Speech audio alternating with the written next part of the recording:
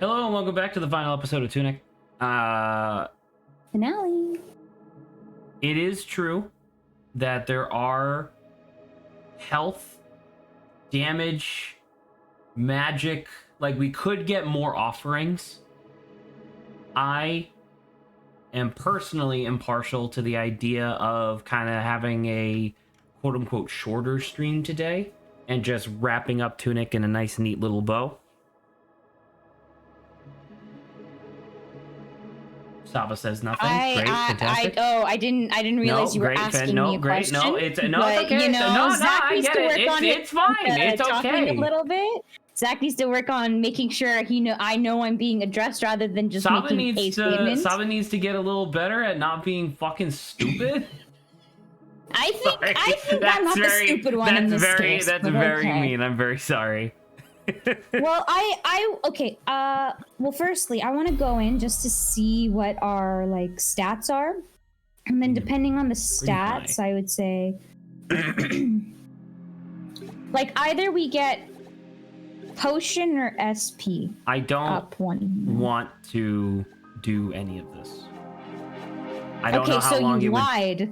You were like, it's not you being impartial, it's you really don't want to do it. That's what what are you talking about? I thought impartial means like, I have no like really strong feelings either way. And then I immediately followed it with, I would like to finish this today. I don't know how long it's going to take to actually find the offerings. Are you okay? That's still not very strong statement. Are you okay? Zach, can you like understand okay. English today?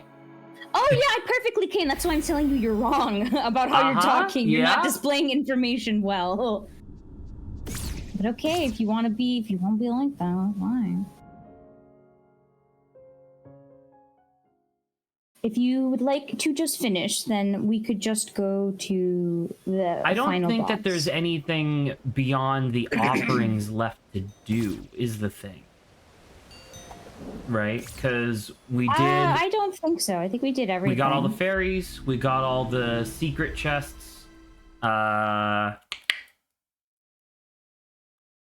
again, didn't get all the offerings, but I think that's okay. Oh, there's something we can do real quick if you want. Can you do me a favor? Can you open up your instruction booklet and go to the page that's... Okay. Frick me, man. Oh, good, stupid. Good job. Thank you. All right, can you go to the page that has the lists of all items on it? It was actually way closer than I expected. Items like as in the not the patches you want like there you go. Yeah. All right. Give me 1 second. I just got a screen snap. Excuse me. Okay. All right. Can we do a little ditty here? Can you back out? Can you open up pause menu? Can you exit to title screen? Can you load game? Can you load the dev file? Loading. All right. I have to do the code. Give me a second. Give me 1 second. Okay. Stop moving, yeah, because this is a Saba. golden path. I'm moving. Thank you. Boom, boom, boom, boom, boom, boom, boom, boom, boom, boom, boom, boom, boom. Perfect. All right. I would like for you to do me a favor. I would like for you to open up your inventory. I would like for you to equip that singular firebomb. I would like for you to, if you go up, there should be a place that has like a nice corner. Yep. I would like for you to throw the firebomb into the corner and then set yourself on fire, but do not put yourself out. We're going to be here for a bit, so just hang on. I'm assuming we're meant to die here. Yes. For Dev Fox. Fire's dangerous, kids, okay? Don't play with fire.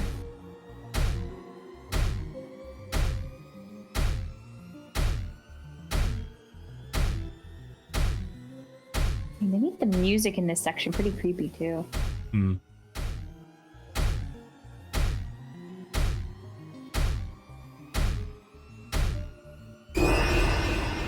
I wonder if this brings us out of this area then, maybe? Ah. Feel free to explore.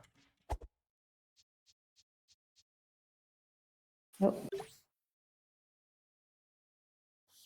I just don't have the laurel. Oh my god, I'm so used to now the other type of dashing. Excuse me.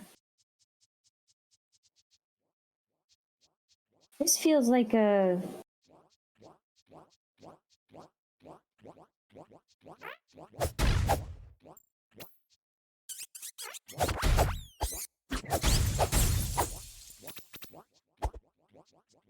This feels like the game before anything happened. So, in a meta-textual context, this is literally what one of the early development versions of the overworld looked like. They left it in the game as an Easter egg along the golden path. Oh, they just left the sword there. Cool. There's not a whole lot to really see here. Like, it's relatively large, but there's not exactly a ton of content in it. There is a thing towards the north that's cool to see, but we can do that in a bit. Okay. Once again, it's your prerogative. Like I says, it's just a cool thing to look at. There's not really much here. Yeah, it's a cool thought, because you can still pray and do all that stuff.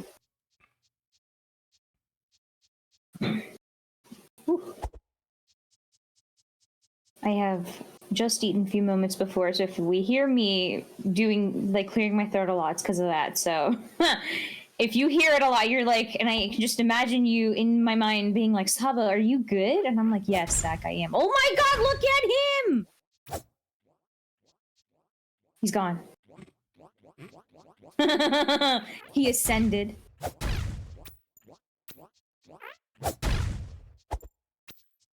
Man, I kind of want to fight the man. Fight the man. Fight the man. Go to that bonfire. Oh, I like this. In development, I have a coin too. In development, that's what shrines looked like previously. Interesting. Should I throw the coin in? Sure.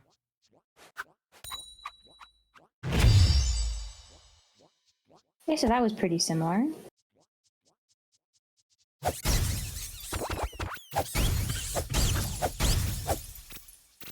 Well, there's another one there. Pretty close, I would say.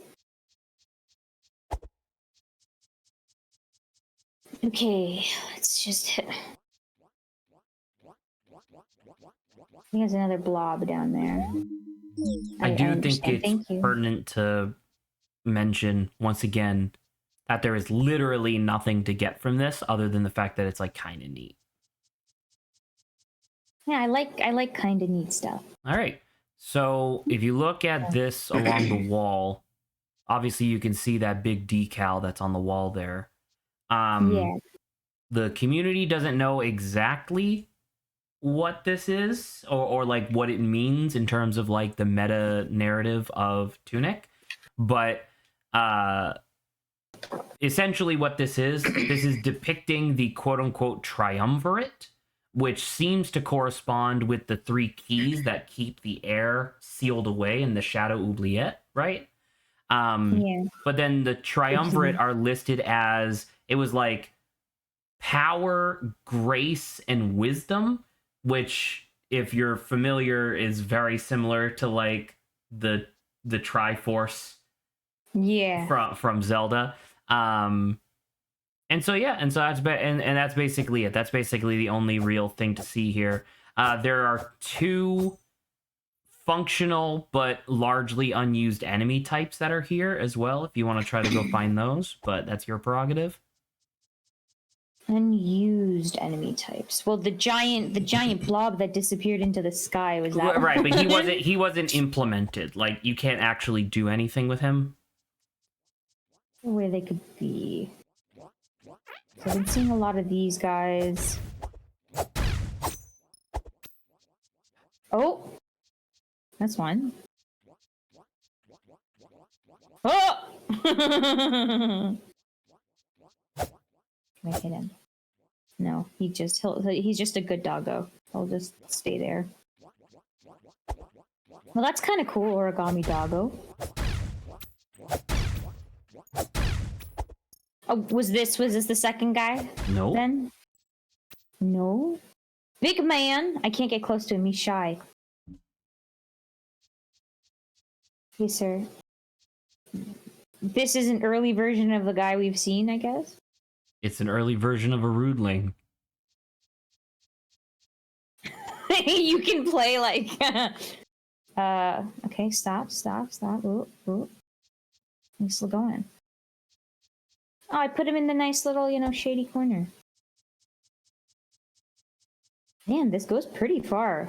You said big. I said it was very big. Is that just a triangle? Did it ask me to focus on the triangle? Oh. Yo! I'm assuming then it's this one. This is one. Yes. Interesting. Okay. That's a weird bridge. Like, what if that bridge was a mimic? Because that could be ecstatic.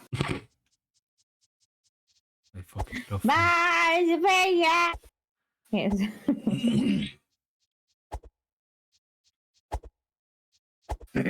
So that's a dead end. Okay. It's a little bit. I don't know where these people are, so it's like, hold on. Well, we found this. We saw the two big blob guys, or the blob man. We saw the wolf dude. We're missing one, I think, based off of what you tell me. Oh no. Okay, I think I'm pretty okay. You could probably tell me the last one because it's just an unused knight. It's just like a very geometric, like it seems like in early versions of the game, the idea was that enemies who were like unnatural and magical were comprised of like polyhedrons and stuff like that, like geometric polygons, whereas creatures that were natural and from the real world were more organic in shape. It seems like that's kind of what they were going for initially, and then they eventually changed that. So yeah, so that's everything. If you wanna leave here, you just quit the title screen and go back to your normal one.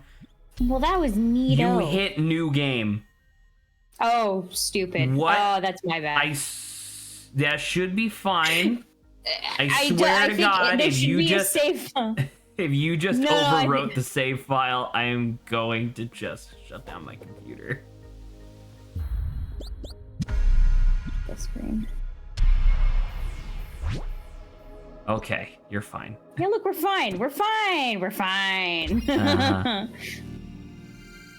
I'm glad that was a very short intro cutscene. We're starting the game over again, guys. 100% good this time. Okay, so, okay. We should just go then to the air. Yeah. So I guess I don't really know which one you want to do first. I think you should do the regular boss fight first, and then do the true ending. And from what you've told me, it does not conflict with, like each other. So if I choose one, then it's okay to come back and choose the other. I'm 90% sure that if you do one, it just doesn't save your game after. Okay, that's good. Alrighty.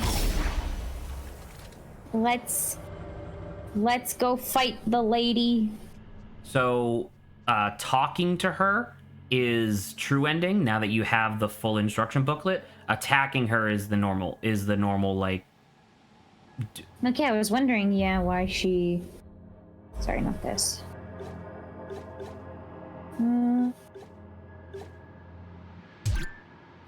Sure, I could agree with that. So we want to attack her first then. Yeah.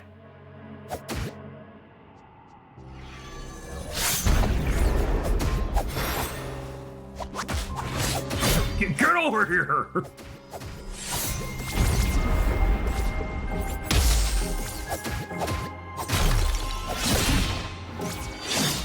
Oh my god, I didn't even realize I was already that low on health. She deals a lot of damage.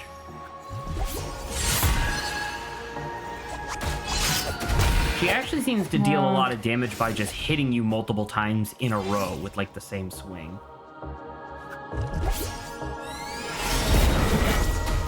Oh dear. That... Man, for once, like, the bars of focus are not useful.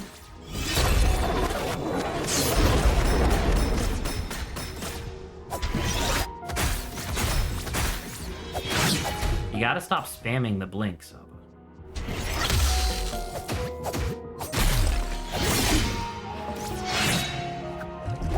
Look out.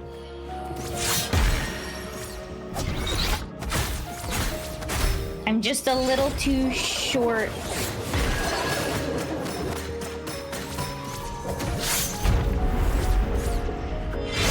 Oh.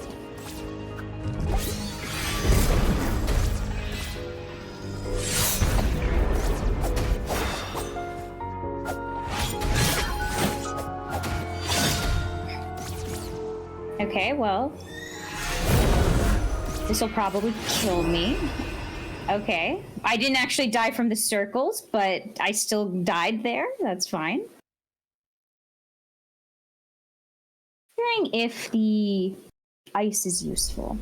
I think the ice is extremely useful. If I could give any advice, I would just say try not to spam the blink as much. Like you should, because the blink is instant, you really should be using it like right as you're about to take damage, like right before, or in order to get back in to hit her, right? Because there was like multiple times there where you were just dash like 6 times in a row, and it's like that didn't do anything. It just looked cool. I mean, arguable.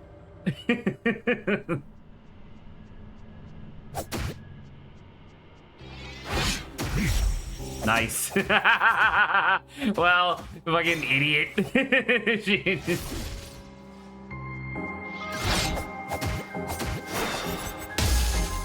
Oh.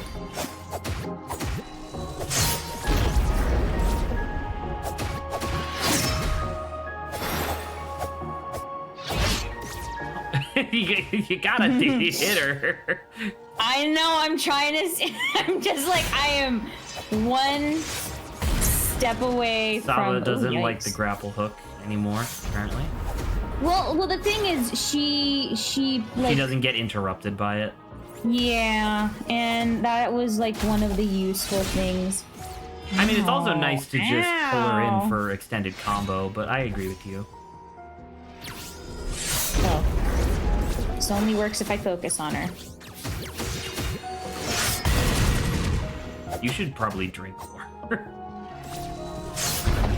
Zach, we don't encourage alcoholism here, okay? You should drink a lot.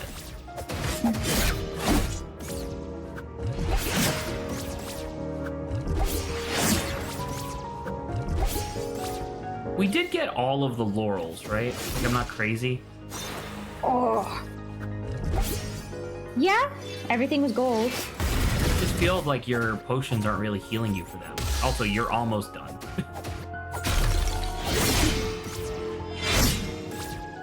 Yeah, but I got distracted actually when you said I'm almost done. Oh, yeah. I needed to dodge there. The thing wasn't bad. That was your second attempt and you almost killed her. I think you're fine. Yeah. I think I'm doing okay. you need if I could give a little pointer, don't just do cool like sword katas in front of her. You need to like hit her with the blade. I'm just like, I feel like I'm close enough, and then he just starts swinging and I don't make contact, and I'm like, why? Right. Why are you so short? So I believe you, Saba. However, after the second time you swing and make no contact, you shouldn't do it another 6 times. let me just swing, Zach.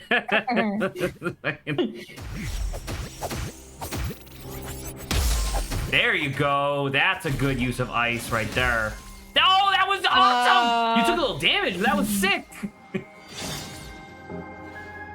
No, I don't think I need to. What the fuck? Oh, she's okay. That was a projectile thing. Oh, keep an eye out on her.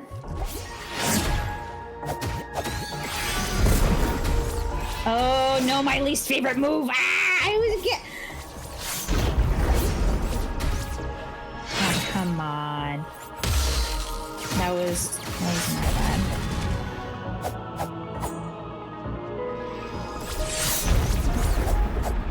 I dashed one too many times there.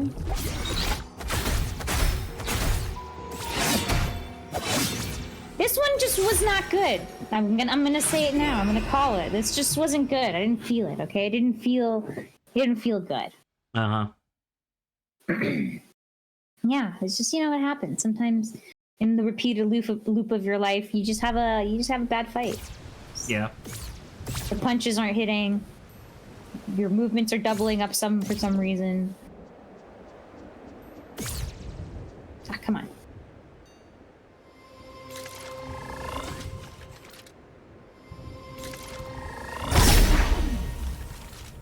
Man, that little ditty that just happened reminded me of Obra Dinn, where you like start pulling out the pocket watch, and right before you get sucked in, you close the pocket watch.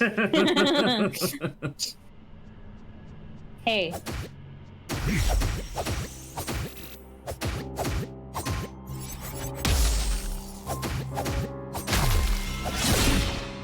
Oh shoot.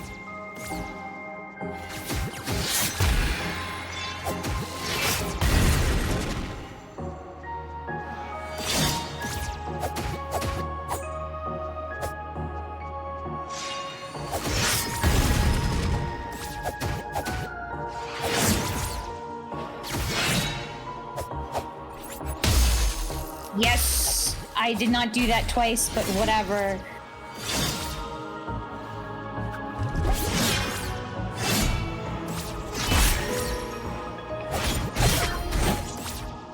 Okay. Come on. I'm trying my best to time these properly, but...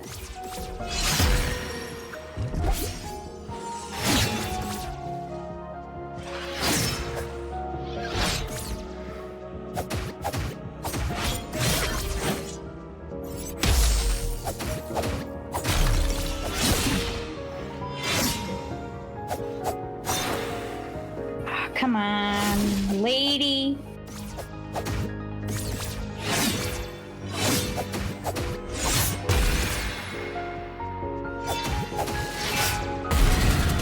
Ooh, that was great, Saba. Beat the shit out of this lady. How'd she do that with her head?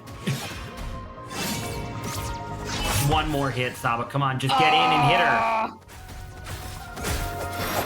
There you go. Here we go. All right, let's see if there's a phase 2.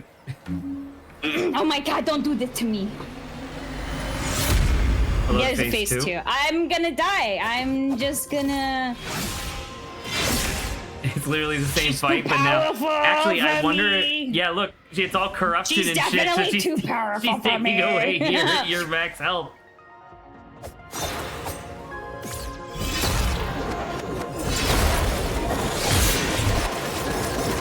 Holy shit! There is Zach! Oh this is God. way crazier than I remember! This is... Oh, she got it. Whoa! Can you block those, Saba? Do you forget you had a shield? You know... Yes, I forgot that that's a mechanic in the game. Zach, this is going to be way harder Saba, what than the I fuck? thought. Oh, shit. Well, the shield will just take my, let's take stamina away too, so it's like... But I guess maybe some of them are a bit more getting shot assured. in the skull? I don't know. I think that's probably worth it. Okay, so I think I should be more conservative with some of my stuff. I think you just need to learn her pattern. At the start now. That's all. Some of her attacks are like quick recovery attacks. I'm not used to really those. She does feel like a final boss, yes. I talked to her. Yep, you did. I'm so sorry. Well, I guess where this is happening. Good job. First. God dang it! Good job, Saba. Well, it's kind of, you know, it's similar to, you know, when I accidentally click the shrine. They shove X in front of me, and Yep. Well, it's okay. A harder thing will take longer, and let's just get this one out of the way quickly. Let's see what she does. Hey, person, you want to take a look at this book?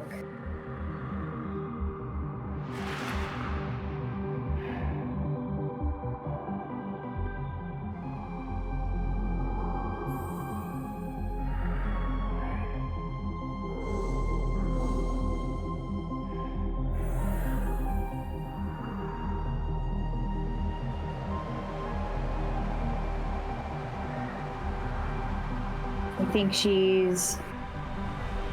What's happening here?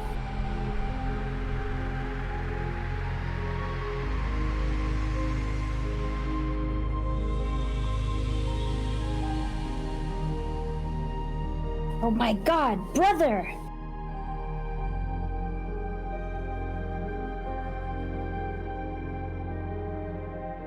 I'm wearing the same outfit. It's actually the same colors, too, which is cool. Like, what do you think the book did? I actually have an answer for you there, but that's gonna have to wait. Okay, wow. That's very convenient. Shoal dice. Okay, well, feel free to explain that as I guess we see. Oh, this is so cute! They're just going everywhere together!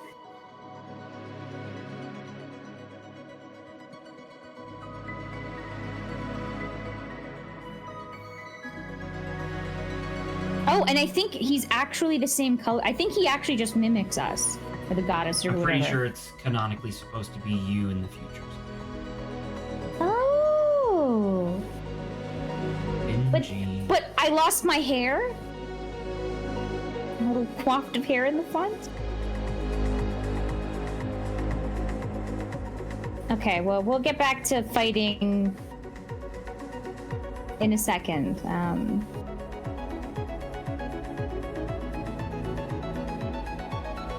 Finji. So yeah, I guess I could take this opportunity to tell you the same stuff that I told you on stream yesterday, just to kind of get it in this recording session. So we had a couple people who were in chat over the course of the playthrough who were talking about like Runic and Tunic and stuff like that, like other secret languages that exist in the game and whatnot. So Runic is the writing system that exists within the game. It's based on phonemes as opposed to like an actual alphabet or anything like that. But it turns out that when you do like the final quote-unquote in-game puzzle, which is the thing where you enter in the golden path mirrored and back to front, while you're in that like alien tower room or whatever, it gives you a URL which leads you to the website that what's his face? I think that was John Smith, right? Gave to us.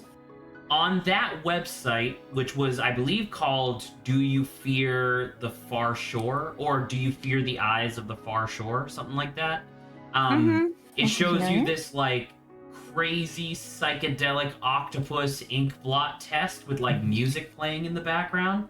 And if you hit F12, download the actual sound file, which is not protected on the website, download it, run it through like an audio spectrum analyzer to like, or not analyzer, visualizer, it will show you visibly on screen what notes, because it's not just notes, it's like one note to the next note is itself a character in Runic, and it shows you what that corresponds to.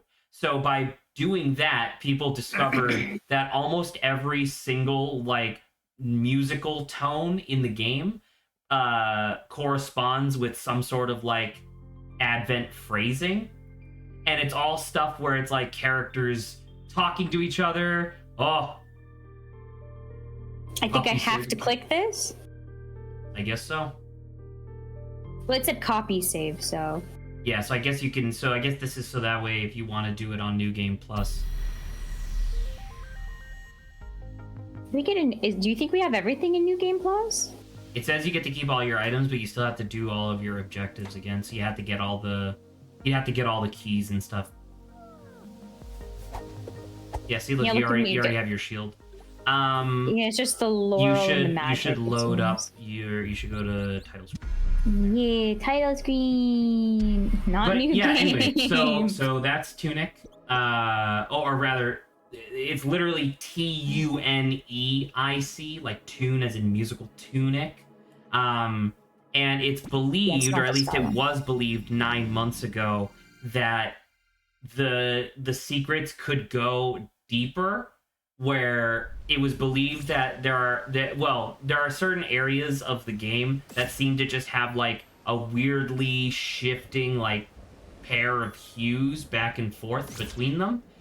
And people were theorizing that if you figured out how to translate the hexadecimal codes of the colors as they shift, that could also lead to a language, but no one was able to figure it out. Man. Yeah, and I think, as I said before, it's so many layers deep. It's crazy. Freeze.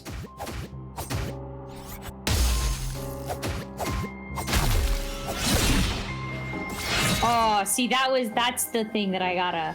Stop dashing backwards into a wall. Maybe. You got it, though. Well, no, it's her immediate, oh shoot. Not the three-way.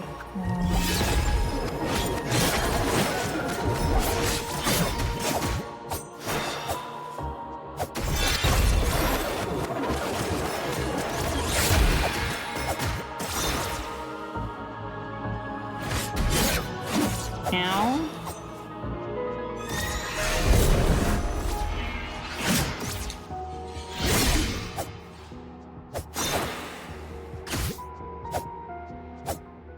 Yeah, it's a little difficult when she just dodges all the time, but we'll get there.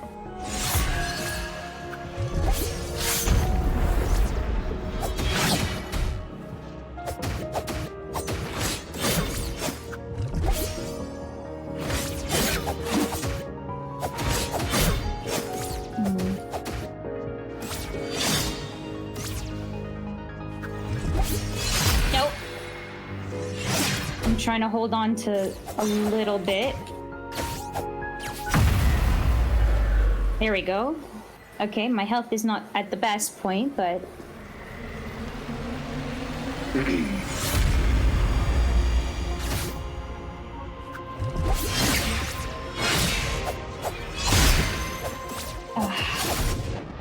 I'm also not super familiar yet.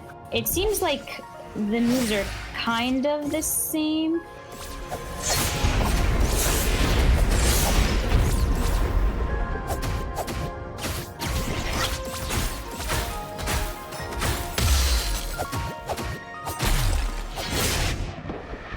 See that move. Oh, I managed to...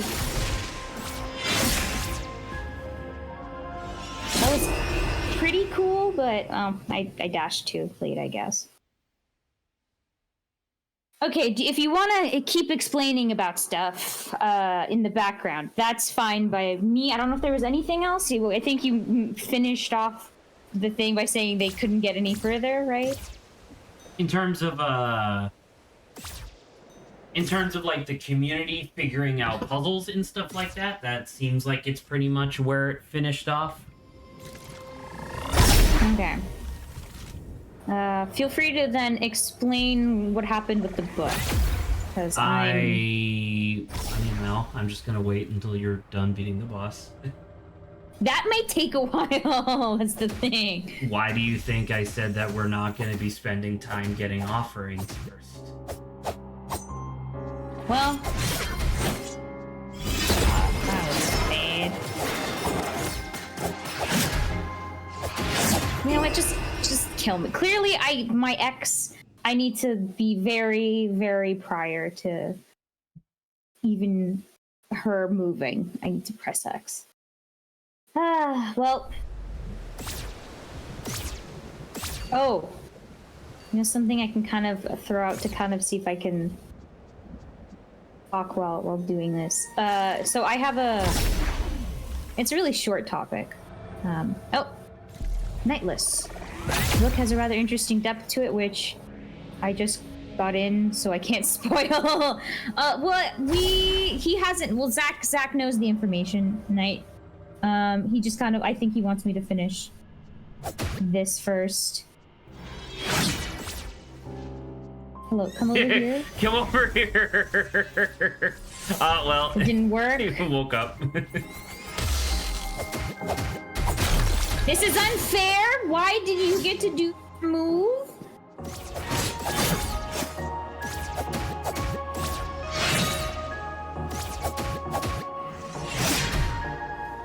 Now, I don't understand. Why do I deserve to get hit like this?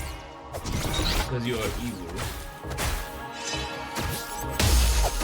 What the fuck? What the hell was that? I don't know what happened, but I'm thrown off now. Was that another thing where like you did the dagger and swing at the same time, so you froze her? Maybe. Oh dear. I'm dead by virtue of the three whatever those are. Okay. What I was saying is that I had a topic that I brought up. I think there was Zach, can you look to see if there was 2 topics I brought up or 1? No. Okay, well, thanks for being nice, I guess. You're welcome. Give me a minute. I'll look at it in a second. I'm just gonna be looping a little bit here. So I just need to get hit like this. I installed TUNIC. True. You know, they could just be a little nicer, you know? The enemy could not hit me, and they could just stand there and let me hit them. I like this viewer. I like I'm sensing a lot of user error here. Thank you. That's what I've been fucking saying. I don't think the shield is really worth it, because I blocked each hit. Oh, come on, what? Stupid ice. Alright, and you said, do you have 2 topics in there? Oh, I saw you did have like a D&D topic that you threw in there. Ah, see, okay, that was the second one. Yeah, so you have 2 in here. Sunday stream, SOS DLC. I'm assuming that's an L. And D&D question, combat, is it always a fight to the death? Those are the 2 that you put in. Yeah, so still in the midst of watching Fantasy High. Where are you at? How are you liking it? Shoot, where am I at by this point? A lot of stuff has happened. Not great. What was the last fight I remember? Oh god, this is not... Oh yeah, I should have recalled. She dashes right to me. We've met Fig's dad. Oh, the giant demon guy? Who's just yeah, really we've met the giant demon guy. Gone back to our hacker got attacked. Oh my god, the whole sexy MD thing at the hospital happened. That was hilarious. Oh my god, that was amazing. I love the. And I think I was a little past that. It's a bit that gets expounded upon more in season 2, where like Vigoroth just doesn't have a good relationship, or rather, she just doesn't have like a good role model when it comes to like a healthy relationship in her life. So she gets into like really Well, that was fucking sick. Good job. She gets into really like intense and dramatic relationships with no intent on like actually committing to them ever. And it turns into this whole thing where like in season 2, she has like fucking like 5 adult men who are constantly like contacting her, assuming that she's a different person. That's really funny. Like, her disguises are just that good. Like, she's just that talented of like a disguised rogue, and it's just like, that's really funny.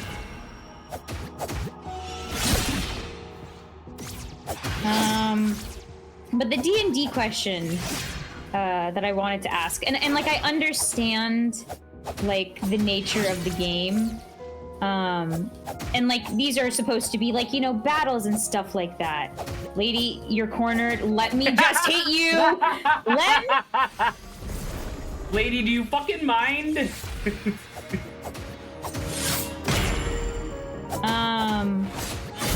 So I know these are supposed to be fights and all, you know, and clearly the most kind of fantastical way of like doing it is like, this is like, you know, a fight to the death kind of thing. You know, like how I just died. A fight to the death.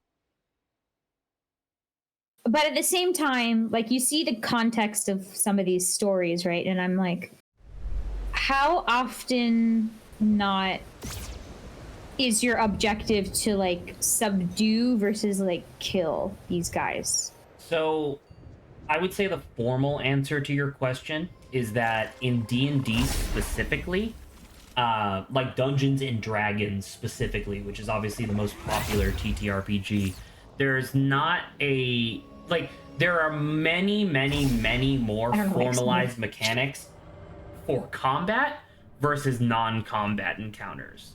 So like, there is formalized mechanics for like doing a chase or a heist or just kidnapping someone, right? Like, there are formalized mechanics for those, but all of those things that I just listed, I think are about like 5 pages total in the handbook, whereas combat is like 70 something pages. You know what I mean?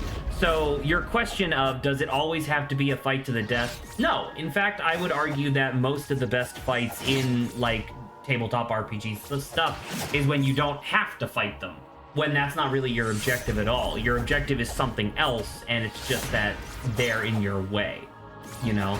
Yeah, because it feels like listening to Fantasy High and stuff like that, it feels like as soon as like you quote unquote defeat someone, like you've just killed this like high school kid. And I'm just like, okay, like it's instead of, and I guess there is something where it's like if they got rid of the main guy first, maybe it would have prevented the fucking air just juking you 4 times in a row like some sort of plebeian. Oh my god, that was awesome. I'm sorry. Well, I hate these with a burning passion.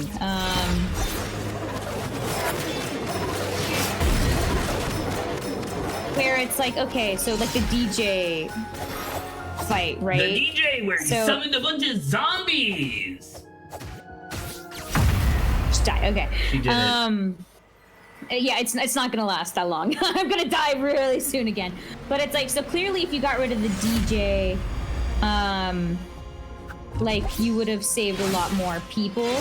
Right, but the problem is that, well, not the problem, but like literally that encounter was literally designed to keep them away from the DJ. No. I get that. Oh my god, I'm gonna die from 3 to 5. alone. That's awesome, dude. That's sick. Well, keep away from that. But it's like, is it up to also the? Oh, I forgot. Okay. Is it up to the DM to be like, okay, even if you quotes like fight someone, and clearly a lot of the combat is very physical based, right? where it's like it doesn't make sense to be like I'm gonna flurry blow punch this person in the face, and then for like the DM to be like, okay, you knocked the person out, right? But do you think that's more of like a DM preference to be like, instead of there's a mechanic there's a mechanic that already exists called non-lethal damage. If you're and people just choose not to use that, you think that's the less interesting option? Well, I mean, it depends on who you're fighting. If you need information from somebody, or if somebody's being mind controlled, or whatever, then yeah, you would probably use non-lethal damage. But under most circumstances, you're fighting like a big evil wizard who just wants to like enslave a city of people, So it's okay, fighting that guy, yeah, I understand. But then it's like, half the time it seems like there's a good chunk of like people that it just so happens that they happen to be around and they got influenced by said thing, and I'm like, yeah, they're killing a lot of those people. Well, there's a lot of I mean, you seem to be a little hung up on like the DJ situation, and maybe so. No.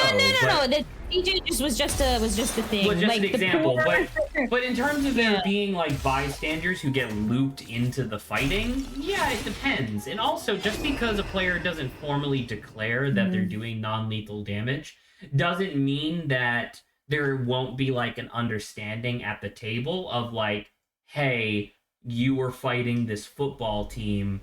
You probably didn't actually kill them, right? And then the players go, yeah, that seems about right. And then you just say that. You actually just reminded me where I was in the story. It was right before the football fight, presumably. There you go. Yeah. Okay, that's it. Okay, well, yeah, and I think that's the thing, because like in my mind, like I go into thinking like clearly a monster needs to be killed, right? But like the lunch lady, I guess the person who was playing her kind of, as like the character didn't realize what was happening, so she ended up dying because of her. I mean, that you're talking about something. You gotta dodge through those. I know them. Like, I know you hate them, but you're also just walking through them. Like, you're not giving them the respect they deserve. They keep hurting me. They don't deserve respect. Well, they keep hurting you because you don't respect them. So one of you has to change. And let me tell you, it's not gonna be the video game.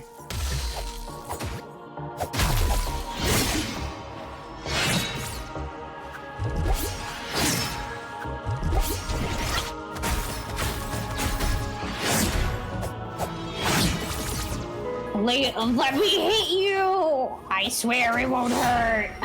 I swear it won't. My blade is very dull. There is a. We've probably mentioned it a couple times on stream before, Adrian and myself, but there's like a.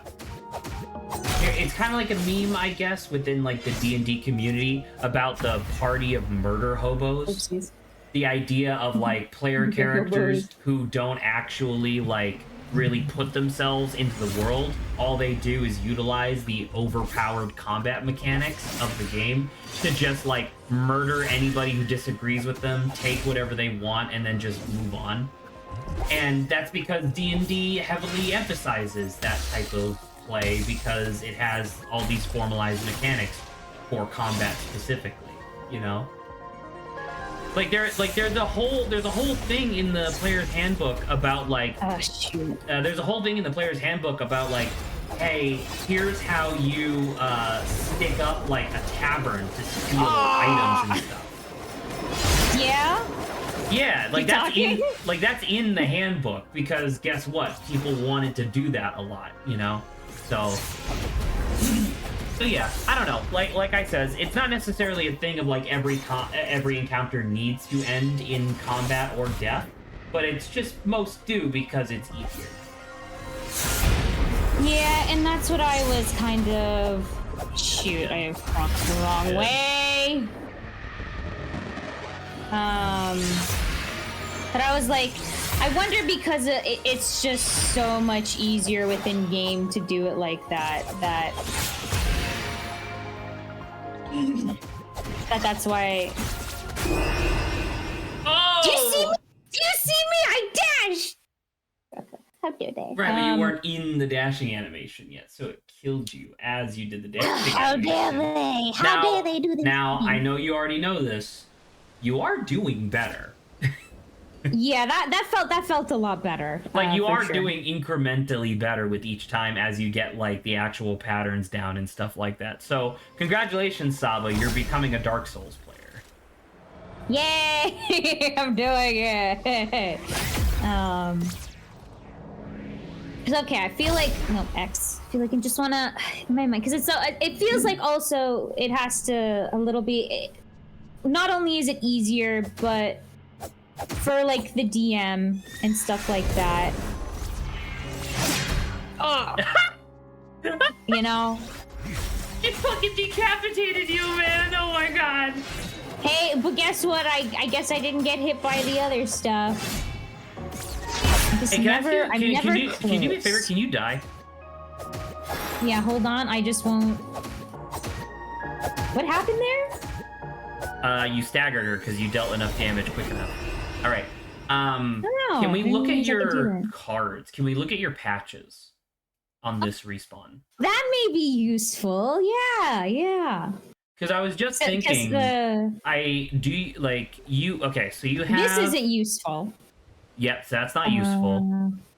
I would say put both of the Spirit Echoes ones on. Wait, did we figure out what this was? I don't ever. It was like, did we figure out? I mean, if you want, I can look up real quick what they all do. Yeah, that'd be nice. Do we have all of them? You think? No, you're missing. You're clearly missing one. One. Oh, well, at least we got most of them. Let me open up.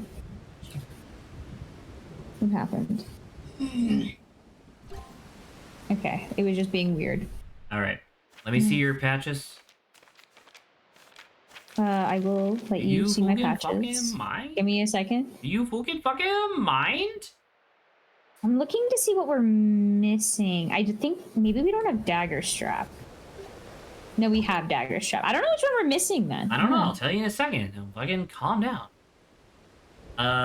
You are missing. It's the other one. You are missing the Cyan Peril Ring, which is raises defense when on low health. Okay, so, yeah, because I would say keep the orange Peril Ring on. That seems to make sense. I like the movement. Inverted Ash. HP potions become MP potions. We got that. Slight increase to movement speed. That's the Hermes one. It's actually called Anklet. Perfume increases stamina recovery. Oh, that's nice. You should definitely have that on. Which one would be okay to, you think, switch off? I also have this one, which does that increase damage, you think? Oh, I see another one that you don't have. That's interesting. Alrighty. Okay, sorry. So, Dagger Strap is the second one that you have there? Yeah. Magic Dagger's casting time is reduced. So Magic Dagger is your ice knife. So if you remove that, it extends the casting time, making it more difficult to use. I could try to see. I would say maybe what were those ones? Those are Magic Echo and Louder Echo. So Louder Echo damages and stuns enemies more than your normal Echo. Your Echo is the effect that occurs when you recover your ghost after death. Magic Echo, retrieve the Echo to restore some MP. So replace the second one there. Yeah, that one. Replace that with probably that one, yeah. Fire Sword. Okay. Health is dropped to 1 HP, but your sword now lights enemies on fire. Okay, I don't think that would be too useful for me right now. Aura's gem is the shield with the gem in it. Parry timing window is increased. So I don't know if you want that. Scavenger's Mask, Ladder Echo. This for now is probably okay. Cup Bracer. Bracer is that one. Reduces the cost of stamina while blocking. So that's useless to you since you don't block anyway. Tincture raises your attack while lowering your defense. Yeah. I would say that you're probably... I would say the only other combination would be, like, this one. And then I don't know, maybe that one, but for now, this is probably... You don't even block. You think you're gonna start fucking parrying now? Well, the thing is, I tried blocking, but it also doesn't really... It doesn't seem like the nicer option in my mind. When she does the dash in on you, your block would normally work, but then she's also summoning pulses of magic, which means that it doesn't work. And then her swings... So... By the way, it's a he, but...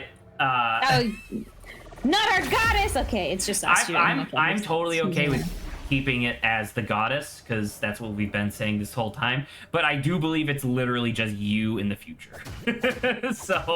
So unless we're saying that we're a girl, which is totally fine. Look at my beautiful hair. Look at my beautiful little hair. Wow, that was sick. Again, oh my god.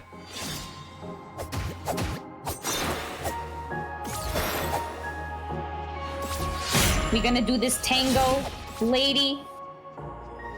We're gonna do the dancey dance. Okay.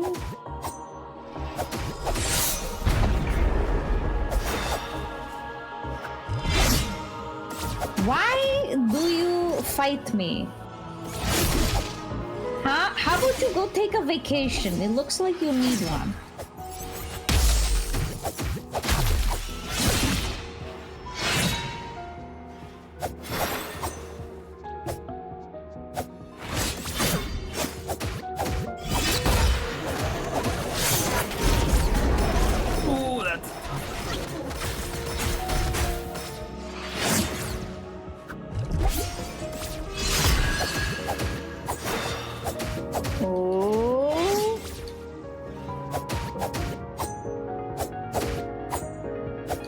You literally not moving any. You're back against the wall. Let me hit you. All right. Well, you should definitely heal because she's gonna hurt you a lot very quickly. Oh. Big slash. Big slash. Oh, that was sick. Oh. No. Why are you standing in the deviation?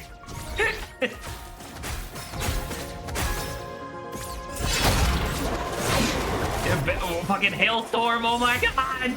The sky is falling.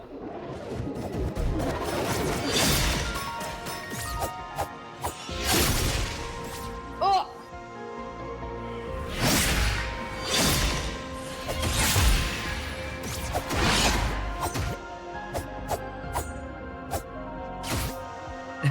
It's not nice. I don't enjoy just being juked, okay? No, Saba, what? No. You have healing! Yeah, but she's fast! I know, it's a Dark Souls boss. You gotta work with it.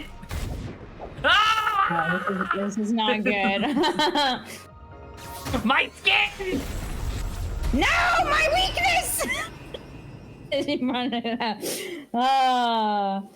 What's your other banter topic, Saba? So I've been playing Story of Seasons, up to the side. Oh, okay. Yeah, so I've been enjoying it pretty good. It's like, and I don't expect you have gone back to like that one episode where I like talked a lot about what I don't think is as good as like previous games. You'll be surprised to learn that I have not. Very surprised. But it also came with like a DLC. Now, to be fair, because of like how the pricing was, like it didn't really cost me that much to get this DLC. But the DLC, and let me I'm like, you gotta remember to combo that. I do. I'm just afraid that that'll happen, and for some reason it'll. Well, then don't fucking do it as she's dashing in, you crazy person. What are you talking about? I didn't click that one. The second. That wasn't me. I genuinely do not believe you. But based on how much you blink around the battlefield, I'm 90% sure you're just mashing buttons in a panic. Maybe, I don't know, maybe to be fair to how things are in reality, maybe. But just to kind of be like, oh, this kind of sucks, I guess, a little bit. In terms of what a DLC is and kind of quality of game and stuff like that.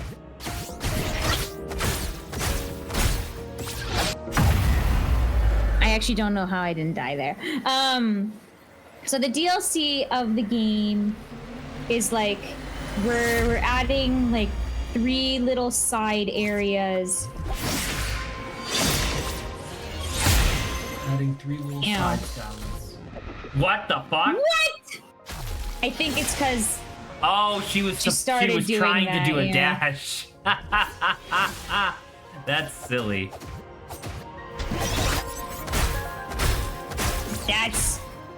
That's not fair. You did it again. Actually, that time I comboed it, Zach. That was pretty neat, wasn't it? Oh, I am in death. I am in death. Oh gosh. So it adds 3 areas and it adds more characters, right? And what is your assumption when you hear like that? Obviously, adding more characters. You're like, yeah, they just add more characters. But what do you think it means when they say like we're adding like new areas? I'm assuming it's areas that you already saw, but now it's nighttime. Really? Is that your serious answer? I don't know whether or not to take you seriously. I have a very low opinion of this game. Okay. Well, tell me, not in relation to this game, but like in terms of farming sims, what does that normally mean, you think? When you add side areas? Well, yeah, so the DLCs, they've added more areas. More areas as in areas to explore or areas that you can farm in? Area to explore. Areas to explore. All right. So they added, so stick with me. They added a desert so you can have some arid plants that you can grow. They added a swamp so that way you can have some arid plants that you can grow. And then they added an urban environment so that way you can have some arid plants that you can grow. How about that? Oh, Zach, you're adding gameplay to this, to which I will let you know you're being more generous than you actually think. So the DLC for this game, they're like, oh, we've added these new areas, and you get there by boat. And so when you arrive, you're like, oh, it's kind of like, it's themed. So you're kind of right in that essence. But besides that, there are characters, and that's just it. I think oh, no, I could have done so well there. I just needed to leave and heal. So they, like, the area's tiny. There's a bunch of characters, and that's about it. So there isn't any arid plants to grow. I think that would have actually been nice if that was the case.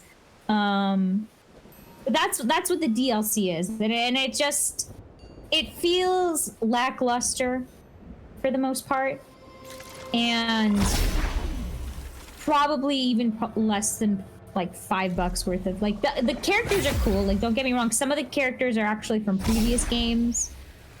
So they had to make, models for what the game, like the current game is. So that was certainly, oh God, I hate that so much. But the thing is, it was just kind of like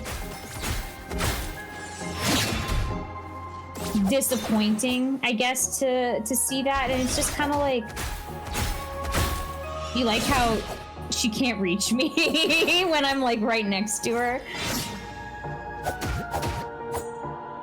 The only thing is, it's really low.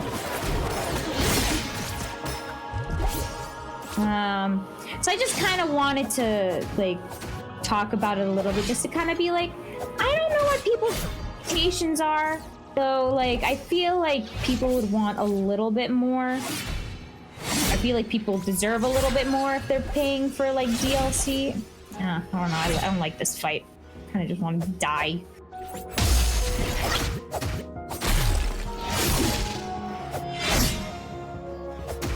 Meh. Gross. Yeah. The places that they made are themed, so the houses and the environments are a little different, and they are, I would say, even to a certain degree, interesting. But I think that's what makes it even a bigger bummer, because it's like, one, these areas are not even connected to the main game via kind of like a footpath. Like, you actually have to take a boat to get to all three of these areas. Like, it's all in under one menu. And then not only that, all of like the cool housing and stuff that you see in these separate areas, none of that's in the base game. The thing is, it doesn't serve any purpose besides being like, hey, look, isn't this cool? You get these really cool. Just kill me, lady. Okay. You get the really cool kind of like Mediterranean, kind of this cool castle thing, and it's like, I don't understand why none of this just was included in the beginning, because it just looks cool, but it serves literally no purpose except for, I guess, visiting these other characters now. Okay. So it was a little disappointing, because I think the characters they added are obviously cool because they're based off of some of our older stuff, and of course more characters I think is fun. But I was a little like, yeah, it's a little lackluster, and it's a little disappointing, because that's what a lot of people say in the feedback, I guess, or reviews for the DLC specifically. Everything went downhill when she didn't get close enough for me to use this on her. Taking that opportunity here. Nice. Over hit the freeze as she stands up. Yeah. Wait. Oh God.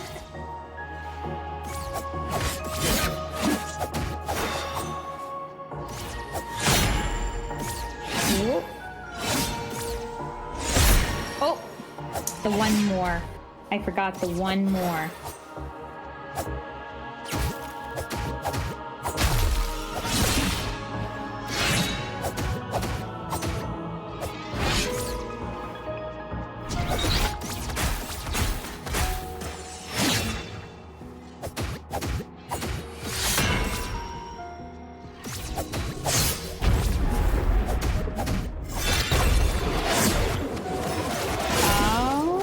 Okay, those hurt. I will admit that, okay? Oh.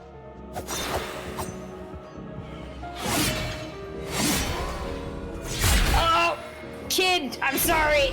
Yeah, it's very vital I do not hit fatigued mode.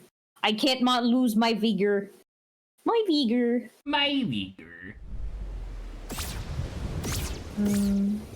Okay.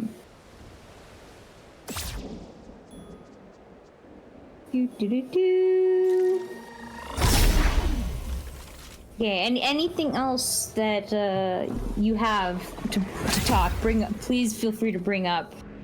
No. Because yes, do it. I'm coercing you. I am psychic attacking you to do so. Psychic attack. So, the largest board gaming sellers convention in North America just wrapped up earlier this week, called Gen Con.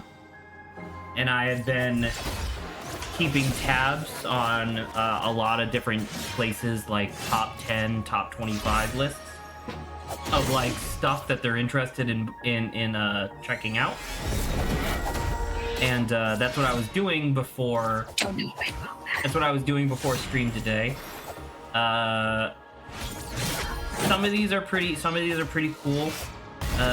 For example, you obviously remember Clank. Yes. The guy who very designed much so. Clank finally designed his second game. It's called Wild Tiled West, and it looks pretty good. It's a pretty good name. It's very different than Clank, obviously, in terms of like its actual mechanics and function and stuff. But it still has the same feeling in terms of like, I can like customize what my town looks like and how I'm planning on earning points and stuff. So it's pretty cool. Nice. That's gonna hurt. Did that hit you? Yes. Repulse is... No, I have to give me a second. I'm running away from you.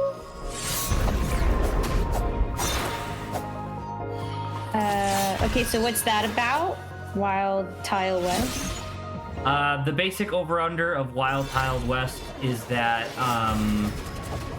you get like this map, this like grid-based map where turn over turn you earn gold from your mines and from your like your town's businesses and stuff. You then spend that gold in order to buy more better tiles that you place on your map in order to like fill it out. And then depending on like how things on your map line up and what's covered versus what's not covered determines like your final score at the end of the game. And it's really cool because it's all like Wild West themed.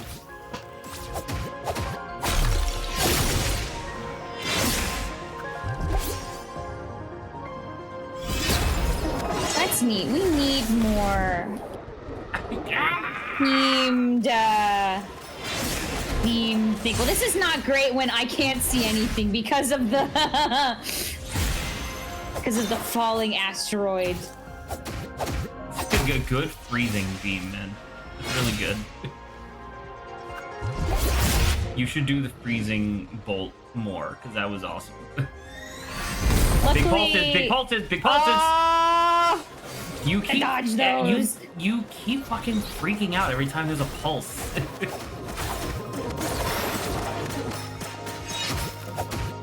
I would say heal. I think it felt like they were going to do the pulse move I thought again. they were gonna. I think because I froze her. There's like the counter attack to the freeze, and I wasn't expecting you think so? that. I think so. Okay. Once again, But not to maybe sound like a broken record, you are getting it. A little bit better. Yeah, there are some times where I start the fight and I'm like, no, this just sucks. This just sucks. Just kill me. But that one was pretty okay. Go into the thing! I know! This isn't the fucking pocket watch. The pocket watch takes 2 seconds to open. There's a difference. I know. That's why it's annoying to do this one. I know when I mess up. I'm like, okay. Luckily, this is pretty good. Nice. Boom, boom, boom. Freeze. Oh my god. Near flawless.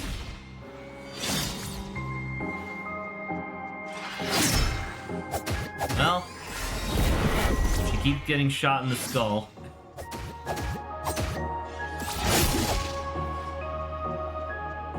Lady.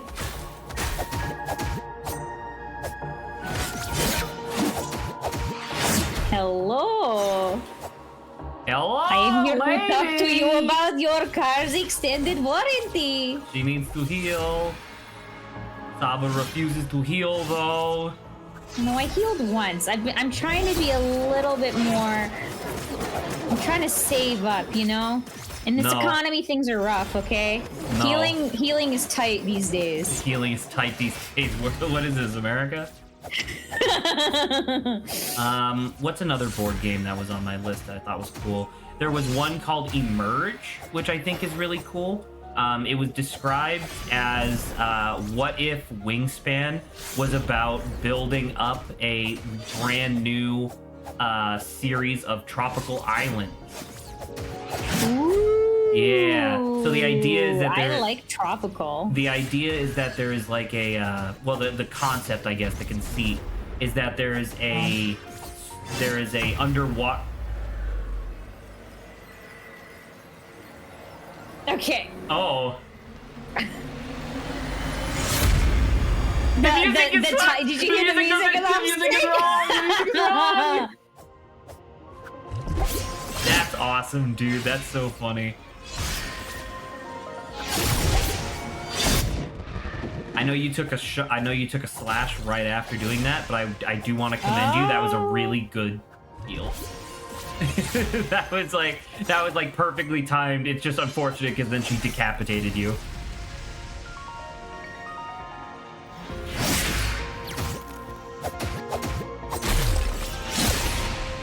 I'm enjoying the ability to do the freeze bullet, and that I don't need to press individually 2 times in order to get there using 2 fingers. Okay.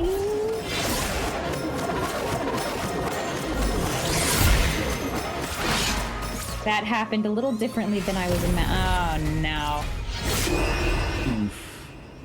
I know how to get past the 3, right? Because as long as I avoid the 1, I can get into like one of the corners and it doesn't reach one of them it. was, the other 2 won't meet you. Yeah, I don't think that works on the 5 though, sadly. Yeah, I don't. Yeah, so that's a little tough. That's a little bit of a toughie. So yeah, so anyway, so the engine building concept of Emerge is the idea that like every round you have a certain number of resources that you can spend, either like buying new cards or building up your island or whatever. Any purchase you make will lead to more resources next turn by default. But the fundamental way that it's calculated is that like because your islands are literally emerging from the ocean, the number of trees and wildlife you have on the surface of the island is then multiplied by how like tall the island is, up to 5, and then that's how many resources you get per island for that turn. And so that seems really cool. It has like really nice like simplistic art that makes it look kind of like a like an instruction booklet sort of, or like a brochure, which I thought was really neat. Oh, brochures are neat. It's an interesting aesthetic, which I really like. Oh, there's another one called After Us, which is another like similar to Clank. It's another like deck building adventure game, but the idea is that you're playing as essentially different factions of apes from Planet of the Apes. It's not literally associated with Planet of the Apes. It's just very closely like themed after it, you know? Yeah. I'd just like to mention, I was doing really well at the beginning, and then getting hit with that like lunging and then spinning blade. So that one does a lot of damage. I would like to say the lunging into the spinning blade, I don't know if you recognize when that's about to happen, but you definitely have a tendency you have a tendency to dodge backwards, which is why you're getting hit by the spinning, which seems to do more damage than the lunge. You might want to integrate in general, you might want to integrate a horizontal dash instead of back. Okay, let me try to do that. Nice. Oh God.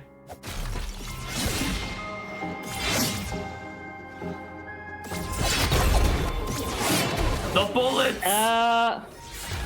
Bullet hell.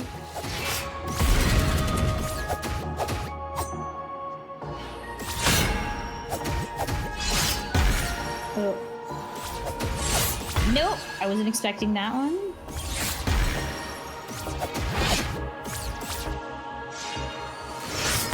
That's the 3. No, okay.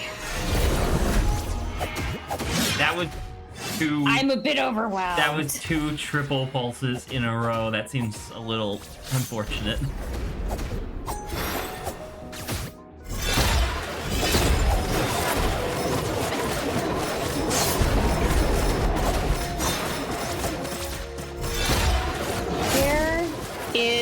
lot happening. This feels more than I'm used to. I think it is coded in. As soon as I heal, she tries to hit me. Yes? what do you I know. No, like that specific move is tied into the heal, I think. The dashing. Potentially.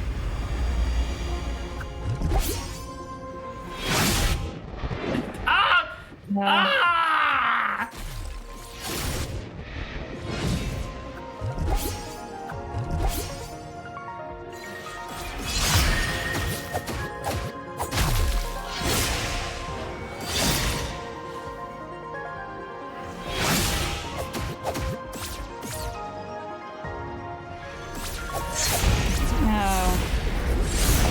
This one's not that bad.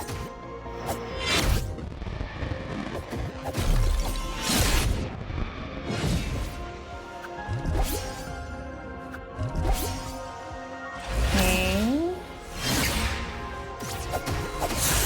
Hold this. Oh, one more. Yes! Excellent job, Saba. Freezy bullet. Oh my. Okay, sorry. No. Yeah, I was doing the stuff. Yeah, you were. Oh. Things are happening visually. I'm glad I avoided that, and I've got a huge space. Freezy bullet. Worth it. Oh, you got Saba, you gotta get in there. Come on. Come on. Big slam. One more. I did it! All right, yeah, for the bad ending. Bad ending.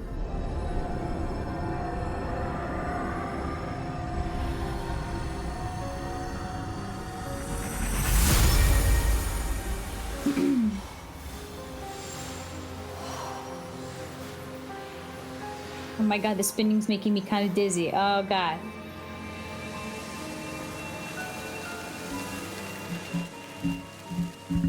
Oh, so they disappear here. Okay. And then we become... the air. Yeah. Are we gonna... You're not gonna see it? Oh, here we are, yeah. Tiny blue.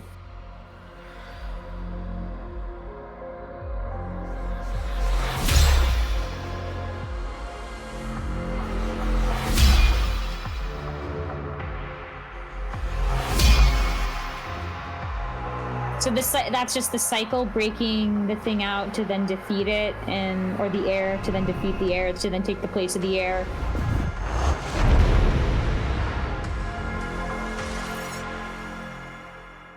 And then you wake up as another fox. Wow.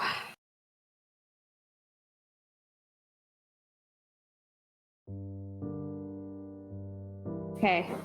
So, I think we're good to start talking. Yes, and look, it's the bad end where you don't get to see them hanging out. now it's just empty. Yeah, wow. Okay, yeah. So I can give you some of the download on like lore and stuff like that in terms of like what stuff is and what it means and yada yada. So within the context of the narrative itself, the idea behind the game appears to be that there was a video game called Secret Legend in which the beings that lived in the game, like not magical beings, literally just the code that was the video game, through study and faith were able to discover the Holy Cross, which is literally the D-pad of the controller, right? Through the use of the Holy Cross, they were able to figure out how to walk between like parallel universes sort of stuff, and that's where they got to the Far Shore. The Far Shore is different than a lot of the stuff that we had seen. The closest thing that we see in game to the far shore, as far as I understand, is the Shadow Oubliette, which is what we were calling the warp zone. So the idea is that once they got to the far shore, they essentially discovered this realm of infinite possibility, and they immediately started discovering this material back in their own like home plane, which they refer to as the canon reality. They find this material that allows them to do magic, allows them to like warp reality, allows them to provide infinite power, and they were in the process of trying to discover whether or not it could give them immortality as well. Dude, Will Wheaton backed this? That's crazy. Maybe actually that might just be somebody who said their name was Will Wheaton now that I think about it. But anyway, eventually, after manipulating and interfering in the far shore for a significant amount of time, the eyes of the far shore, which are the fucking eldritch octopus things, started showing up, and they weren't necessarily malicious. It was more along the lines of similar to how we were coming into the far shore and using their stuff to alter our reality. They tried to do the same thing with our reality. They were essentially like breaking down the barriers between the two realities, which was going to collapse the entire thing and essentially just corrupt the video game that they were in, right? So they devised this system where it's like, okay, here's what we're gonna do. We're game over. Congratulations. Game over. Found your rightful place. Look, it says, oh, this one says game over. The other one says the end. Right, because the other one's the true ending, right? Okay. Oh, and look, retry. And this one just has retry because it's return to seek another path. Yep. So, after the eyes of the far shore started breaking down the walls of reality, the foxes determined a system where they were like, okay, here's what we're going to do. We're going to designate a certain individual to be the anchor of our reality. We're essentially going to give them their own pocket reality, i.e. the Shadow Oubliette. We are going to lock them in there, i.e. with the 3 keys behind the golden door and stuff like that. We are going to lock them in there, and as long as there is an heir, reality will not collapse. And so that's where the game comes in, where the heir, who we kept referring to as the goddess, the heir will not disappear on their own, but they will eventually try to break out, which is what the game is. The thing where the fox shows up on the beach, that's the only thing that the heir can do to interact with canon reality at this point, is to call forth another player, essentially. Which is why the character, which is why the player character in the game is called the Ruin Seeker, because it's not just you're seeking out ruins, it's you are seeking the ruin of the world, hypothetically. Okay. And so that's the entire idea of the game, but it gets interesting once you start reanalyzing like the meta and like super meta narratives that are happening within the game, because everybody knows that the keys are important in the world. The people that are in the canon reality, which is where you start the game in, everybody knows that the keys are important, and so they're looking for them, but no one can beat the siege engine until you do.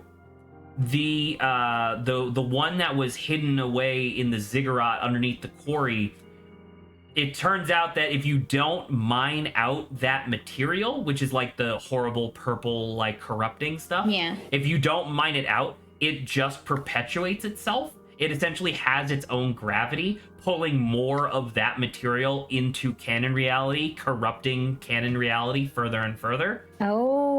And so that's why the quarry is fucked beyond belief, because all of those people who used to be around like mining it and stuff are now all gone. And then there is the librarian, who's the guy who's in like the floating castle and stuff. He is way too deep he's like way too lost in the sauce, because to the point where he acknowledges, like, there's stuff where, like, you can read on his chalkboard and stuff. He fully recognizes that they are in a video game. Not everyone else does. Most other people think that they're just in their own reality, and reality is manipulatable like this. But he was like, wait a minute. If our reality is this manipulatable, but then the far shore is not, why is our realities fundamentally different? And he determines, like, oh, it's because we're in a video game and the far shore is actually just like the BIOS on the fucking video game cartridge. Because one of these is programmable and the other one is supposed to stay uniform no matter what. Other concepts that are neat before I'm going to open up for questions. You'll note that when I told you about what happened, they found the far shore first, and then they started finding the material that gave them, like, all this incredible power. You recall that we saw in the game that they were taking foxes, like the giant goddesses, essentially, the corrupted ones, sealing them in, which are called fuses. Yeah, I was wondering about that. They're called both fuses and sarcophagi, depending on who's talking about them. If it's a researcher or an engineer, they refer to them as fuses, like a fuse in, like, a fucking electrical box. And if it's a religious entity, they refer to it as a sarcophagus. Those beings are referred to as, like, it was something along the lines of, like, the sacrificial many or something like that, because there's a lot of them. Obviously.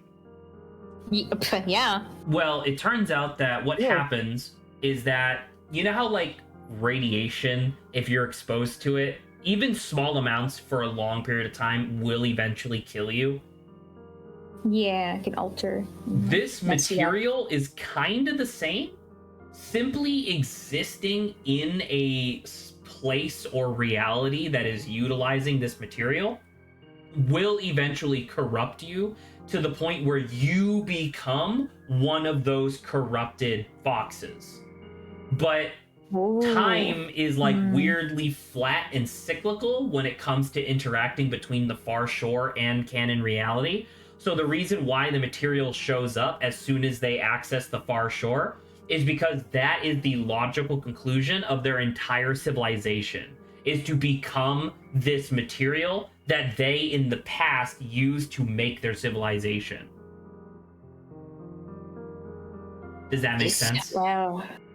I think so, yeah. Essentially, imagine if tomorrow mankind discovered, hey, look, we have these batteries that provide, like, near infinite energy, but then 10,000 years from now we discover, oh shit, we're turning into batteries. Oh my god. That's what happened. But those batteries are consistent throughout space and time. So that's all that. The true ending. How does the true ending happen when it just involves, like, the instruction booklet and stuff? It's because it breaks the cycle of perpetual heirs and heirs to heirs. Because due to the nature of how... Okay, this is a little confusing. Due to the nature of how the heir was originally created, the original heir did not know what was happening. They just got locked away with no understanding as to how or why. Right? Okay. So, when the original heir used their only power to call for an heir to the heir, and then that heir to the heir showed up and killed them, and they got to move on to, like, the afterlife or whatever, that following heir was like, well, shit, now I'm stuck. And they just perpetuated that cycle for legit billions of years. Yeah. And so that's why finding the entire instruction booklet breaks the pattern, because the book straight up tells you this is the good end, this is the bad end, and you show it to the final boss, and the final boss is like, yeah, that makes sense. Yeah, that makes sense. Okay, I guess. Well, and once again, that's why, like, in the ending, that's why they look exactly like you, because that's hypothetically just you, older, having had waited in the Shadow Oubliette for your arrival, right? So yeah, any questions or anything like that? Because obviously there's a lot more like details in there and stuff, but I don't know how much of it I could remember off the top of my head. Besides, like, I think content-wise of like, oh, what were the people saying and stuff, like, I don't think there's any overarching. I sent you a video for that, Saba, specifically. Oh, is that what that was? Yes, I did. Saba, the video was literally called "Translating All Dialogue in Tunic." I got the Meow Corp thing. Oh, it's all the way up here. Okay. Yeah, I don't know how that one flew over my head. I was like, I genuinely don't recall seeing this one. I guess it's just me, my brain, as usual. I'll definitely go look at that. Most of the NPC dialogue is insignificant because it's just people talking about whatever. A lot of the dialogue with the librarian is interesting because the librarian is mostly just depressed, honestly. Yeah, because he's there at like the end of the world or at the end of like his rope, and he's just like, I can't do anything else unless I get the instruction booklet, but there are so many pages that I just don't have access to. Because think of how many pages of the instruction booklet were only accessible after you got the blink ability, right? Yeah, that was a good couple of them, yeah. And the librarian was to... only as strong as he was because you were fighting him on his home turf. If he wasn't there when you fought him, you probably would have just blown him over in like 2 seconds. He was in the top of the tower and stuff like that. Well, but yeah, I mean, the idea is that he had infinite mana. That's why he was able to function like that, because of how he built his library. Ah, okay. Yeah. The library is like a cool. I think it's like a conduit. So I'm trying to think. Is there anything else? The fairies are interesting because they're like this weird third party that's not super involved in the actual story. They're obviously not foxes, and they are not necessarily aligned with the eyes of the far shore either.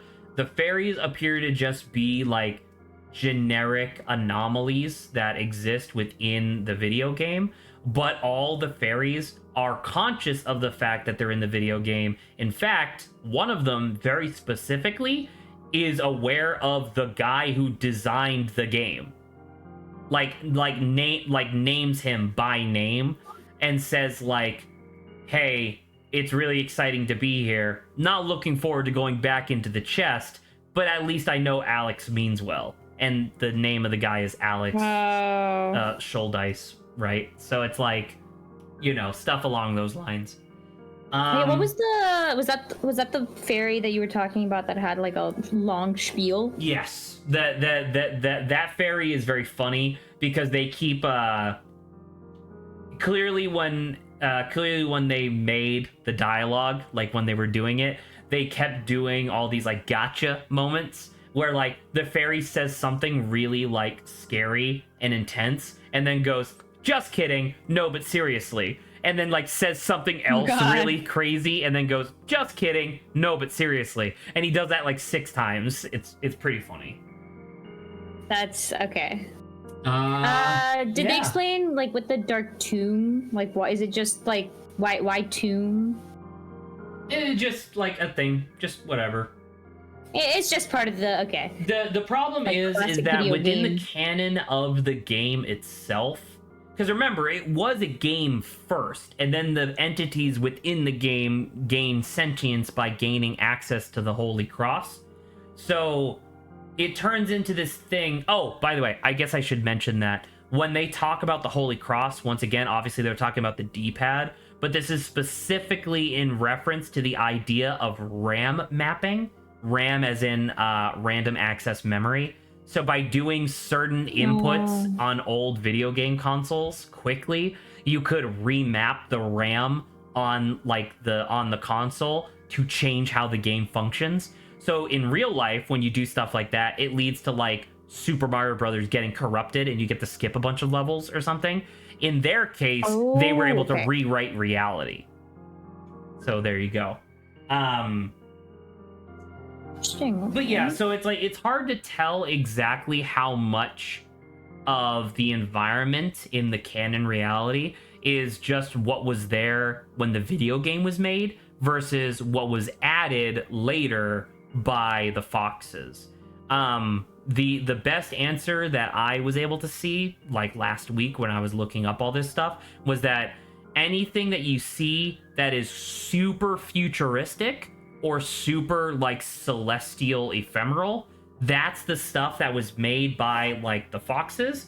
Anything that looks like a normal like 3D video game, that was there already. Okay, and the Foxes themselves, like, because they're only in the spirit world, right? Those are the ones who died because they're spirits, right?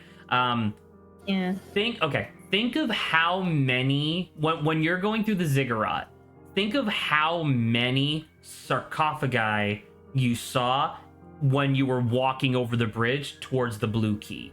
There was like a fuck ton, right?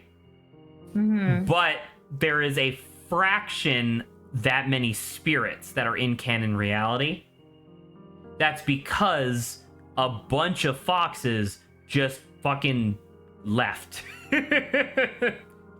They were like they did the whole thing where it's like, hey, we're gonna make this system with the air so that way it forces the world to like remain stable, and then we're just gone. Goodbye. Like you're gonna like it's very Christ-like in that, hey, you're gonna suffer for our sins, and then we're just gonna go off and do whatever we want. Okay, so I guess they're just somewhere else. More or less. So that's interesting in of itself. Yeah. Trying to think if there's anything worth mentioning about TUNIC. I guess, I mean, this has been me just yammering about like lore and stuff. We still haven't actually done our post-game digest yet. So, yeah, that's true. Where do you want to leave? Are you fine with it just being on this screen? We can go back to the main menu. Like do New Game Plus, and then we'll just leave to main menu. Leave to title screen, rather. My controller's being a butt. Would you be fine if you just clicked it? Because there's not really much else for me to do. Same.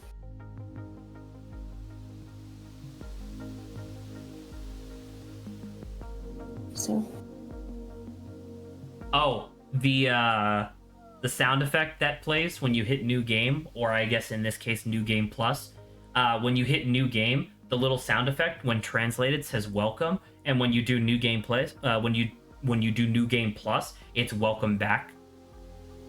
Oh, okay.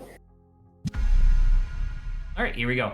So I've already been yammering a bunch. You tell me how you feel about TUNIC. I would say TUNIC definitely fits into like the little niche of some of the previous games. It's a discovery game, and I really like discovery games because they're really cool about like realizing you could do something all along. Can I push back against that slightly? I actually don't think this is like, obviously there is stuff to discover, like, right, with the instruction booklet and stuff, but when I think of the discovery games, I think of like Outer Wilds, I think of Obra Dinn, stuff like that, where that is the game. Whereas this game, you have all of the adventure shit too, right? You have all the combat, the map exploration. So it's like, it is a discover game. Like it still scratches that itch, which is why I think I enjoyed it that much. But at the same time, you don't like, I feel like I could also recommend this to somebody and just be like, yeah, it's a pretty half decent like adventure game in and of itself, even without all of that stuff. Yeah, so it's like I like, it's not only a discover game, but like it includes elements of like the discoveries, which I always think are really neat. The whole narrative is kind of borked but kind of cool.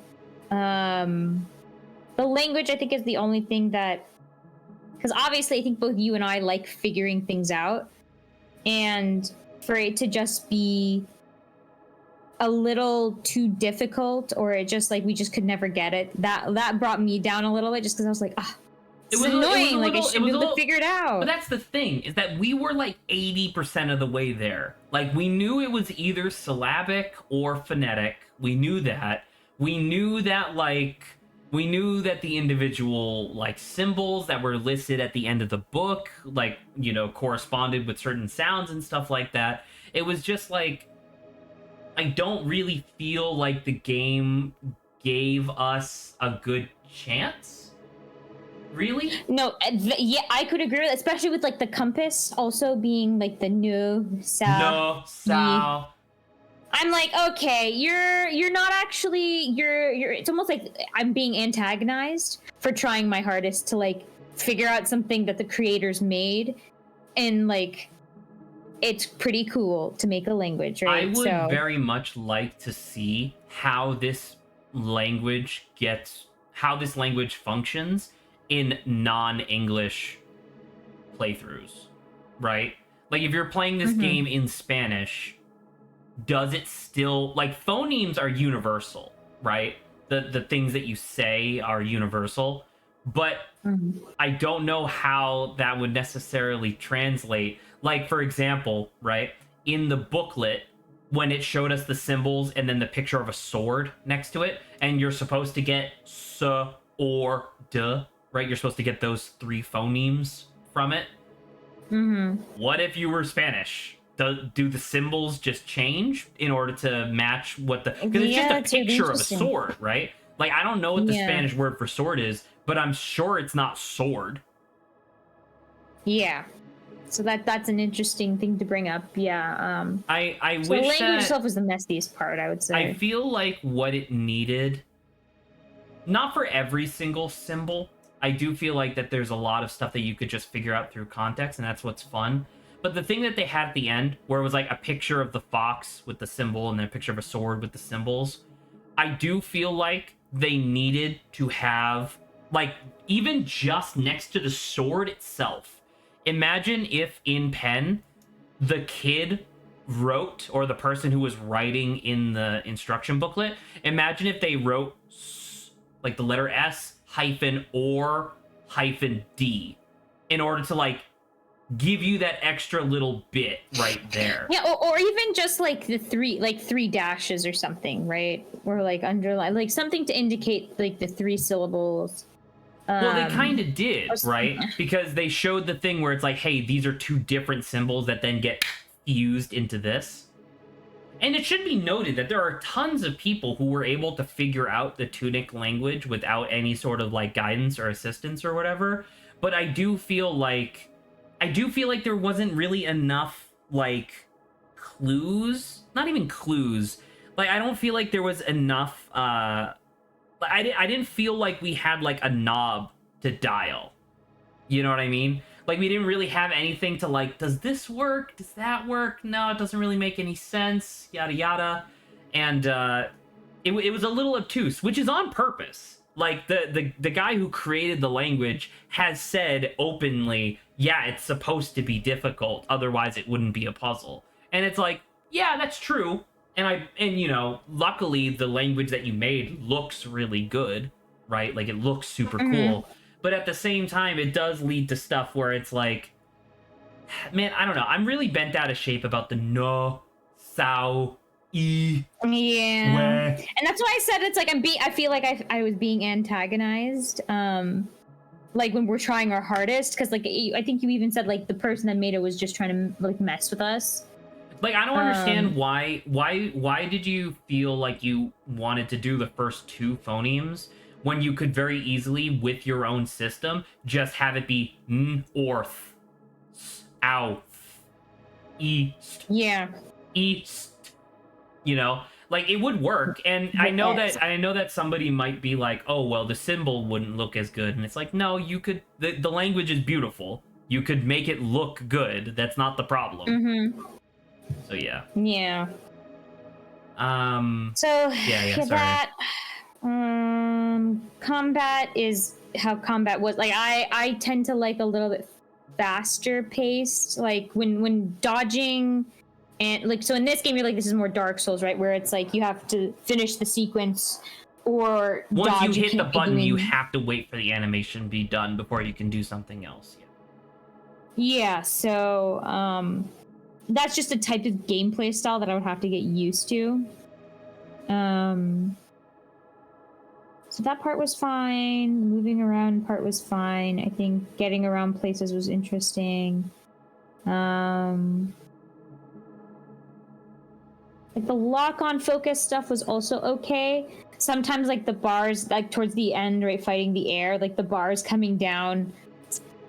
I was like, please, I just need to see more of the screen, or it sucks to have to focus on the one enemy.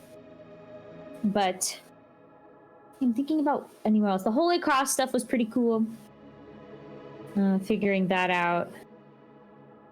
I don't think we had any difficulty with like the Holy Cross as much, and figuring out the golden path was pretty dope. We figured out the Holy Cross pretty much at the exact moment that they wanted us to figure it out, right? Because it was as soon as we got the page. It was just so like, I don't really, I feel like the Holy Cross was right about where, like right after the Holy Cross in terms of like escalation of difficulty, is right about where I was starting to get a little sick of puzzles. Yeah, I think the rest of it was pretty good. I don't know how I feel like we were incredibly thorough with the game, but clearly we seem to have missed actually still like a chunk of stuff to pick up. You can get up to 8 for everything. Yeah, that's why I was like, I feel like we tried to be really thorough. Genuinely, I believe that a lot of those respawn in New Game Plus. Ah, okay. So who knows? Maybe we did find everything we could have seen in... I think it's extremely possible that we missed like 1 or 2, right? But I do believe that there are new ones that respawn in New Game Plus, because I know that like from the stuff that I was reading online, it's like all the bosses have new attack patterns. They're all tougher. Enemies are tougher, stuff like that. So, yeah. While we were playing this game, I put it in my favorite games category on Steam. And I think it's still going to stay there. I think I'm just a little fatigued, is all. I can agree, yeah. Kind of like how I was after like the Grant and Jesse playthrough of Outer Wilds, where it's like, I know I love Outer Wilds, but I was definitely fatigued of the game by the time that we had finished. And so I feel very similar to Tunic. I guess the only difference is that I don't know when I would show this to someone next. Really. I feel like even if you were to show it to someone, I feel like unless they do more than what we do in terms, like they're obsessed with puzzles more than us, I would say like you wouldn't even like attempt to ask them to like translate the language. Of course not. That would be absolutely batshit. Right. For a normal, imagine asking a normal human being if they wanted to translate the Tunic language for fun. Well, that's it, and it's like I think out of our friend group, you and me me and probably Lawrence are I think the most interested in stuff like that to begin with. So I'm like, I don't even know who you would show that would be more interested than us. No, but what I mean is like Obra Dinn. I feel like I can Obra Dinn and Golden Idol. I feel like I can show most people that have an interest in something that's clever, right? Like if the person doesn't seem like a knuckle dragging Neanderthal, I can be like, hey, I think you'd be interested in this. Whereas the problem with Tunic is that it has that element in the form of the booklet, right? But at the same time, like the booklet and the Holy Cross and all that, and like the secret treasure chests and stuff like that, like all that is fantastic. But then it also has the Dark Souls combat stuff. And Dark Souls combat stuff. it is true that there is options where you can just set it to you could set it to be no easier. fail mode? Yeah. So no fail mode, you cannot die.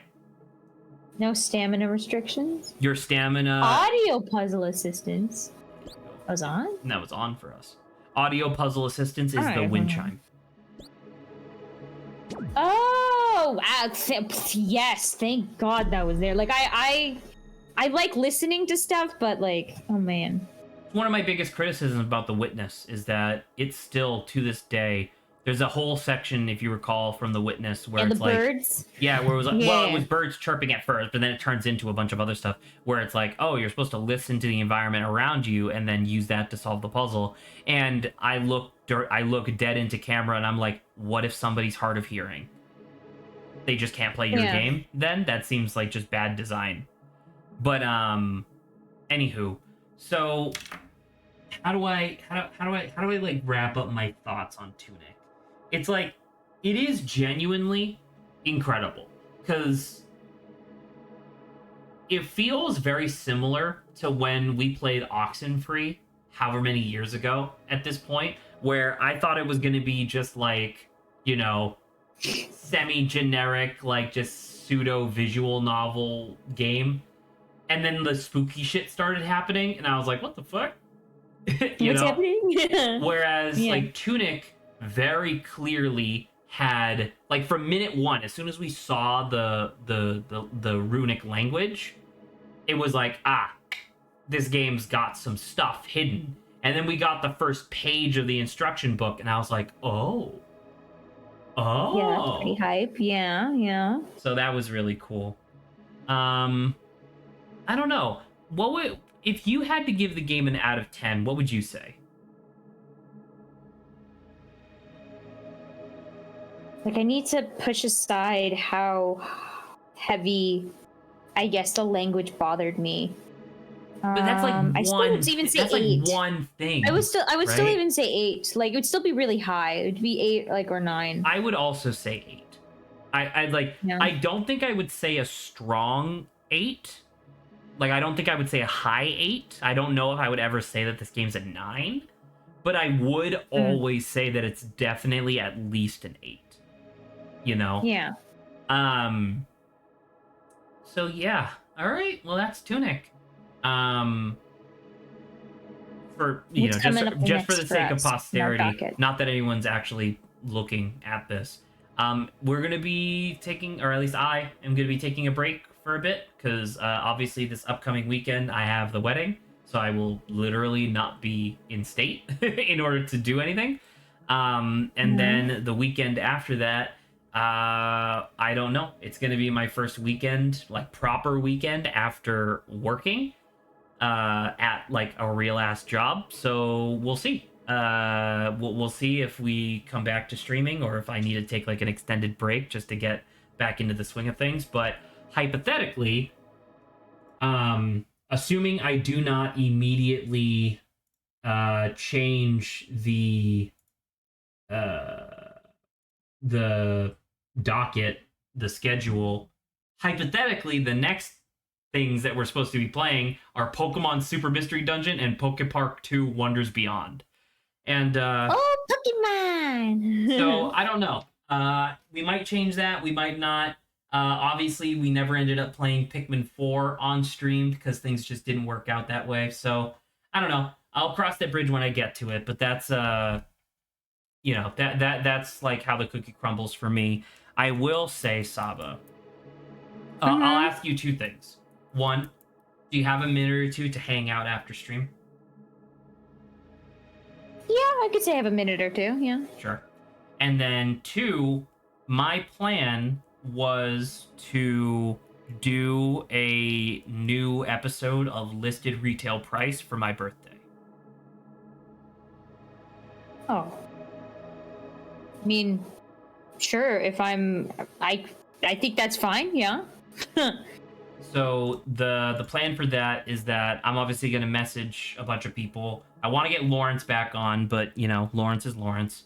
Probably messaging Jesse. Probably will message Kevin again and stuff like that, just being like, hey, are you guys interested in doing listed retail price again?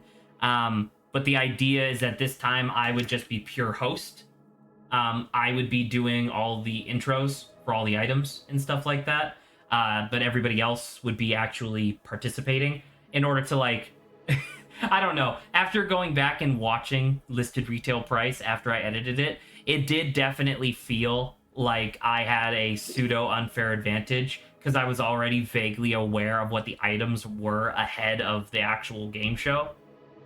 So, because you have to put them together, yeah. Because I had to assemble the images and stuff. So this time it's just gonna be I'm just gonna be the host, and we'll go from there. But yeah, all right. I'm done. Any final closing thoughts that you want to say on Tunic before we close out the playthrough?